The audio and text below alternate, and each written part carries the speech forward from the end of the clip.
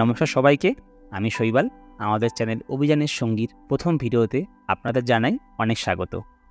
আজ আমরা চলে এসেছি বিটি রোড আগ্রপাড়ায় গঙ্গার তীরে অবস্থিত গিরিবালার ঠাকুর বাড়িতে।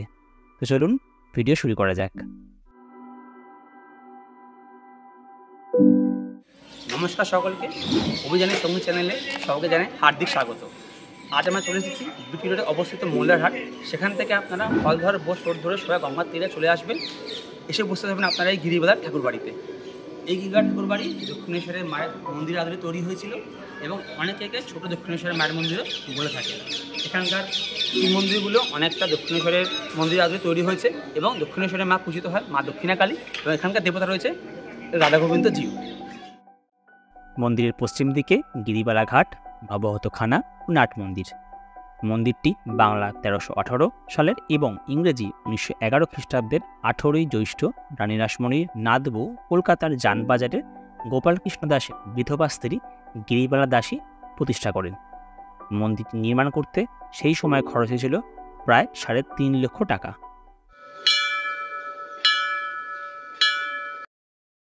চারদিক পাঁচিল দিয়ে ঘেরা মন্দির প্রাঙ্গণের ঠিক মাঝখানে অবস্থিত রাধা গোবিন্দ জিউর মন্দির। বড় মন্দিরের চারদিকে বাঁকানো কার্নিশের নিচে সুন্দর পঙ্খের কারুকার্য। মন্দিরের সামনে বড় নাট মন্দির এবং মন্দির প্রাঙ্গণের পশ্চিম দিকে 6টি 8চালা শিব মন্দির রয়েছে। সেই শিব মন্দিরগুলির নাম হল রামেশ্বর, রাজেশ্বর, গোপেশ্বর, তারকেশ্বর, ভুবনেশ্বর ও গিরিশ্বর।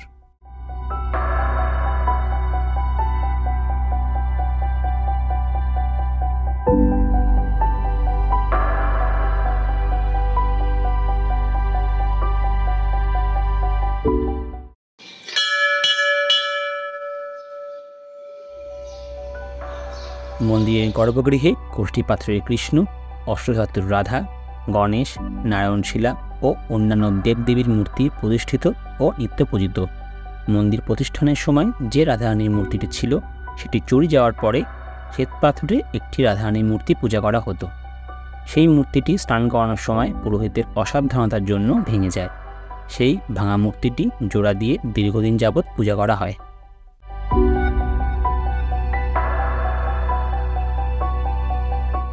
উনিশশো 85 সালে শুরুতে গিরিবালা দাসীর বংশধররা মন্দিরের রক্ষণাবেক্ষণের দায়িত্ব ভোলাগিরি আশ্রম কর্তৃপক্ষের হাতে অর্পণ করেন। তারপর স্বামী শিবানন্দ গিরি মহারাজ এই মন্দিরের ভাড়াপ্রাপ্ত হয়ে আসেন। তিনি বৃন্দাবন ধাম থেকে একটি অষ্টধাতু রাধারানীর মূর্তি এনে অভিষেক করিয়ে পূজার ব্যবস্থা করেন। এখনও অবধি মন্দিরে সেই মূর্তি পূজিত হচ্ছে।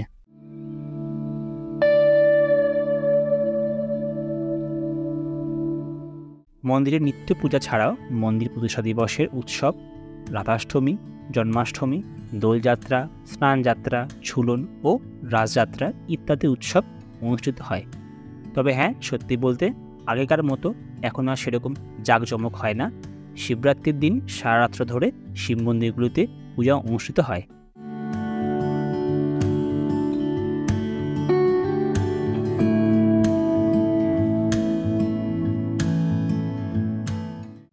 উল্লেখ্য, সম্প্রতি 2021 সালে এই ঐতিহ্যময় ঠাকুরবাড়ি পশ্চিমবঙ্গ হেরিটেজ কমিশনের তালিকাভুক্ত হয়।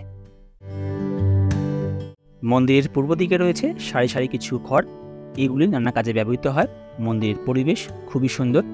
একদিনের ভ্রমণের জন্য কিংবা শীতের দুপুর, গ্রীষ্মকালের বিকেল গঙ্গার ধারে আসবার জন্য অবশ্যই স্থানটি নির্বাচন করা যেতে পারে। তাই আপনাদের কাছে অনুরোধ রইল, অবশ্যই একবার ঘুরে আসুন। আশা করি হতাশ হবেন না।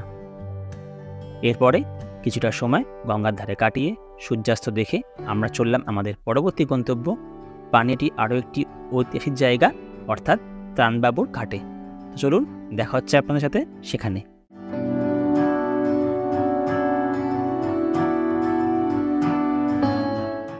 প্রাচীনকালে ব্যবসা বাণিজ্যের এক অন্যতম কেন্দ্রবিন্দু ছিল পানিহাটি। সেই সাথে ধারণা করা হয় যে অনেক বৌদ্ধ উপাসক, হিন্দুতান্ত্রিক ও কাপালিকদের সাধনা ক্ষেত্র ছিল এই প্রাচীন গ্রাম, যার নাম ছিল পূর্ণহট্ট, আর সেই নাম পরিবর্তিত হয়ে আজকের পানিহাটি।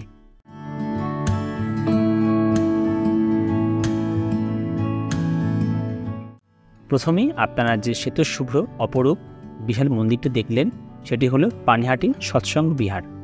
কিন্তু মন্দিরের ভেতর কোনো রকম ভিডিওগ্রাফি বা ফটোগ্রাফির অনুমতি না থাকবার কারণে আমরা ভেতরকার দৃশ্য দেখাতে পারলাম না।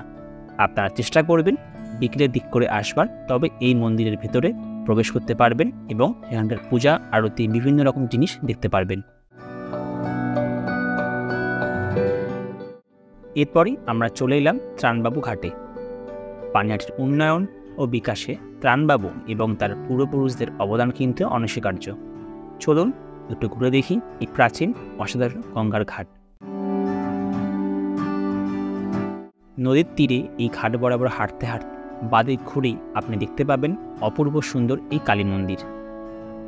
চলুন এবার এই মন্দিরের পেছনে লুকোনো কিছু সুন্দর গল্প বলি।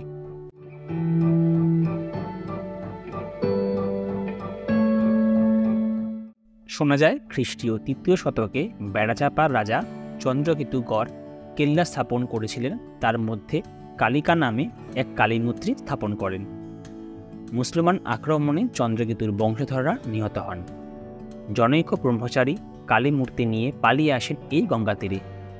পঞ্চমুণ্ডী আসন স্থাপন করে মায়ের মূর্তি প্রতিষ্ঠা করে পুজো শুরু করেছিলেন। ব্রহ্মচারীরা শীর্ষ পরম্পরায় এই মূর্তিকে পুজো করে আসছিলেন।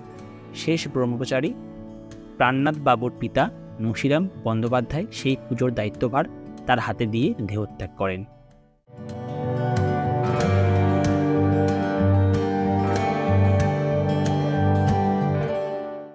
পরবর্তীকালে ত্রাণবাবু এই মন্দির নির্মাণ করে বিগ্রহ প্রতিষ্ঠা করেন।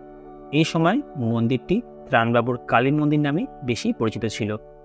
সর্বপ্রথম যে বিগ্রহ প্রতিষ্ঠা করা হয়েছিল তা আগে রূপো দ্বারা নির্মিত ছিল, কিন্তু 1975 সালে সেই বিগ্রহটি চুরি হয়ে যায়। মন্দিরে 3টি 8 বিশিষ্ট পশ্চিমমুখী শিব মন্দির রয়েছে। এর মধ্যে 2টি শিবলিঙ্গ কোষ্ঠী পাথর দ্বারা নির্মিত।